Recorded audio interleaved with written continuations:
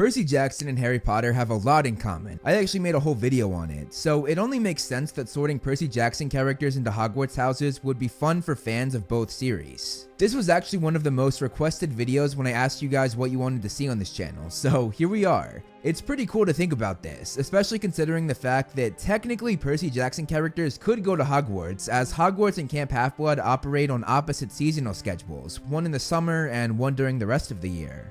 I feel I should start by breaking down the qualities of each house. We'll start with Gryffindor. They value bravery, daring, nerve, and chivalry. Moving on to Slytherin, they value ambition, leadership, self-preservation, cunning, and resourcefulness. For Ravenclaw, they value intelligence, knowledge, curiosity, creativity, and wit.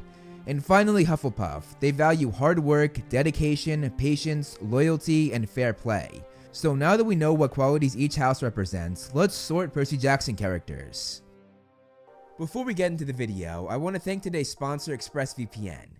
At this point, I'm sure most of you know what a VPN is. It essentially protects your online information from hackers. That's super important in today's world. But the coolest part about ExpressVPN is it gives you unrestricted access to all parts of the internet. It allows you to change your location, having access to 94 different countries. So if there are websites or apps that are blocked in your country, you can use ExpressVPN to access it. For me, you guys know I'm the Harry Potter guy, but on Netflix, I can't get Harry Potter or Fantastic Beasts. But just recently, I was able to plug into Turkey's Netflix, and as you can see, I had access to all of the Harry Potter and Fantastic Beasts films, which is super exciting. I know that most of you watching would love to have this and would love to have access to all of these movies. Also, if Disney Plus isn't available in your country, you can use ExpressVPN to get it, and make sure you don't miss the new Percy Jackson series, which just dropped an epic trailer. You definitely don't want to miss it.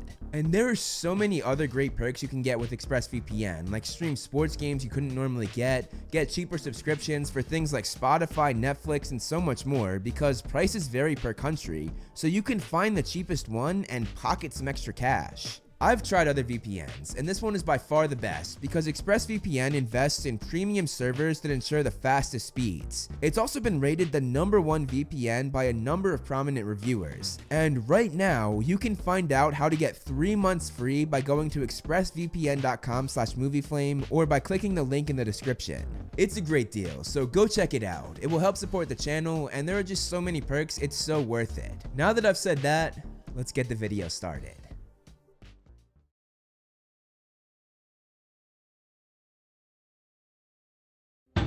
Percy Jackson, Gryffindor. I feel like this one is obvious because Percy is one of the bravest characters in the series. He constantly shows no fear as he goes up against some of the craziest threats, like fighting the literal god of war, and winning, I might add. Over and over again, we see Percy showing great bravery, daring, and nerve. He is the definition of Gryffindor. I feel I can just leave it at that and all of you guys would agree with me. Annabeth Chase, Ravenclaw. Annabeth is so smart, and one of my favorite things about her is how she breaks the stereotype of dumb blondes. Just like her mother Athena, she's an intellectual genius, she's wise, and she's very witty. She constantly thinks outside the box and comes up with the correct answer of what to do or how to move forward. Her creativity and curiosity are obvious with her love of architecture, as she curiously visits landmarks wanting to learn all she can, which again shows knowledge and intelligence, and her creativity is shown in the way she designs concepts for new buildings and cities. Grover Underwood, Hufflepuff. One of Grover's main qualities is loyalty, especially when it comes to Percy, Annabeth, and Juniper. Grover really feels emotions. He's not afraid to cry both when happy and upset, which also goes along with Hufflepuffs who just care so much it hurts. He also checks off the box for hard work as he works incredibly hard to 1. Keep the earth clean, and 2. to find Pan even when all the odds are against him. Thalia Grace, Gryffindor. Thalia is one of the few characters in the series that rivals Percy's bravery, which makes her an obvious choice for Gryffindor. Her entire personality revolves around being brave and strong, well, except when it comes to heights. But overall, she rushes into battle without a second thought, always ready to fight. Going way back, we saw this even when she was young. She told Luke, Annabeth, and Grover to go on without her and sacrificed herself, facing all of the monsters coming their way. She also shows a lot of daring and nerve as she fights one of her oldest friends, Luke, to what very well could have been to the death as she knocked him off a cliff. She also has a lot of ambition as she joins and leads the Hunters of Artemis, and her involvement with the all-girl group also shows chivalry, meaning that Thalia has checked off every single box for a Gryffindor possible, so there's no doubt this is where she belongs. Nico D'Angelo, Slytherin.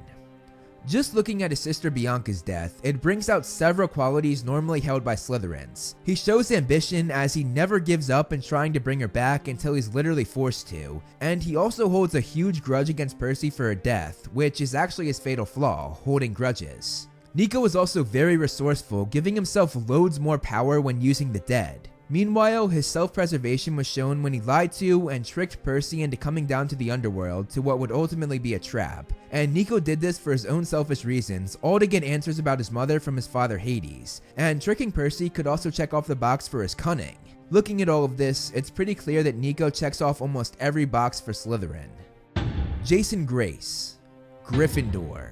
Chivalry is the trait that defines Jason more than anything, which is one of the main qualities for Gryffindors. While at Camp Jupiter, he became a centurion and a praetor, which he got because all who knew him recognized how honorable and selfless he was. His chivalry was on full effect in the way he followed and obeyed rules and authority, but at the same time, he also showed bravery when he thought someone was being treated unfairly, meaning he would go against the authority to make the necessary change. A good example of this is when he stood up to Zeus himself, calling him unwise for blaming the entire Gaea crisis on Apollo. Jason's bravery, as well as his daring and nerve, are also clearly shown when out in the field during battle. He's one of the strongest warriors in the series, and he isn't afraid to take on even the biggest threats, just like a true Gryffindor. Luke Castellan, Slytherin. You could maybe make the argument that Luke was a Gryffindor given his final act, but looking at his overall arc, I think he fits the mold of a Slytherin more. He has great leadership as he led all those loyal to Kronos for most of the series, and he was also the head counselor for the Apollo cabin.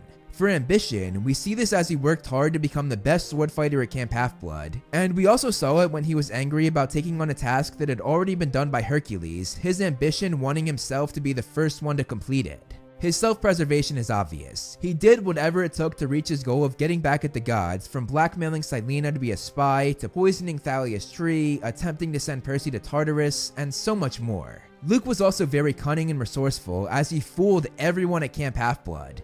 Everyone thought he was this great leader, when really he had betrayed and manipulated them all while he was really working for Kronos. Holding grudges is also something befitting of a Slytherin, and the Lord knows Luke did this with his own father and pretty much all of the gods. It's clear that Slytherin is the house Luke belongs in. Clarice LaRue, Slytherin. You could make the argument that Clarice was brave like a Gryffindor as well, but again, I think Slytherin is the better choice. Her character is first and foremost classified as a bully, much like Malfoy. We see this in her first ever appearance when she tries to dunk Percy's head in a toilet, and later during the Capture the Flag sequence where she and the other Ares children ambush him for no reason. She also checks off the box for leadership as she is the head counselor for the Ares cabin. She also holds grudges, especially against Percy after he defeated her father in combat, and later she holds a grudge against the whole camp for not respecting the Ares cabin, even refusing to help in the final battle against Kronos. Her pride often gets in the way of her good sense, which we've seen time and time again with many Slytherins in the Harry Potter series. Clarice just holds too many Slytherin traits to not put her in the silver and green. Rachel Elizabeth Dare, Ravenclaw. Ravenclaws show creativity and wit, which are literally the two things I immediately think of when it comes to Rachel. Her artistic skill shows her vast creativity, and she has some of the most witty quotes in the whole series. Rachel is also very open-minded. We saw this when she legitimately believed that Percy was a demigod when this would seem outlandish to a normal human. This open-mindedness checks off the box for curiosity and even knowledge, as she's open to learning more, two of the most important traits for a Ravenclaw. Hazel Levesque, Hufflepuff. Hazel is probably the most loyal character in the series, the main trait for Hufflepuffs. She's so loyal to her friends and treats them like family. Percy even became so reliant on her loyalty that he thought to himself it scared him. But I think her loyalty is best shown when she gave up Elysium and the Fields of Asphodel, the literal best thing to happen to you in the afterlife. Also, she could ensure her mother did not go to the Fields of Punishment. Hard work, dedication, and patience are some other Hufflepuff qualities that Hazel possesses, which we see quite a bit when she learned to master manipulating the mist. Frank Zhang, Gryffindor. Frank's arc reminds me of another Gryffindor who started off a bit weak, but became one of the bravest we had ever seen. After being extremely insecure, Frank showed his bravery by slowly conquering his fears, like trusting Hazel to carry his lifeline and minimizing his fear of fire. Then, when he got the blessing of Mars, he took on a whole army single-handed, which was sort of like his breakout Gryffindor moment. After getting this, his bravery, daring, and nerve all improved tenfold. He was extremely brave when he led the charge with a legion of ghosts and defeated hundreds of monsters, and it literally said in the book that people realized at this moment he was really brave. And even more bravery was shown in the Trials of Apollo series, as he was brave enough to look death in the face, literally planning his death with Ella, something we saw another brave Gryffindor do. We saw Harry look death in the face as well. Frank might have started out weak and insecure, but just like Neville, he turned out to be incredibly brave and turned out to be a true Gryffindor. Piper McLean, Slytherin.